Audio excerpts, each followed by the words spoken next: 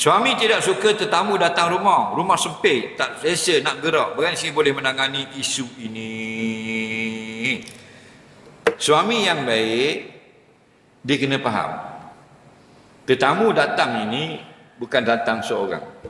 Tetamu datang dengan kebaikan. Bila orang datang ziarah rumah kita, bukan dia seorang mari. Malaikat yang mendoakan tuan rumah. Nampak? Waktu ramai orang tetamu datang, rumah dia berkat. Tapi ada perangai orang, dia tak suka orang datang rumah dia. Dia hanya suka datang rumah orang. Macam kenduri lah. Dia suka makan kenduri, tapi tak suka buat kenduri. Faham lagi? Macam kita ni, perangai kita, kalau orang buat mari malam ni, nasi biryani, 1000 pinggan, dah semua peha belaka. Kita suka tak? Suka tak? Yang kita tak suka, kita jadi tuang nasi tu. Faham tak? Sebab tu tak makan kita 40 tahun mari masjid.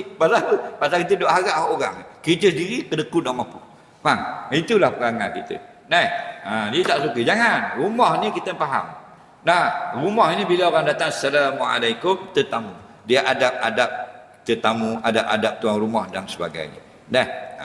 Jadi pujuklah suami kita. Biar tetamu lah. Dia tak suka, dia masuk dalam rumah. Contohnya saudara kita datang dan ada orang dia tak suka, dia lari dan sebagainya. Itu perangai tak apa comel belaka tu. Hidup tak jenis boleh bermasyarakat.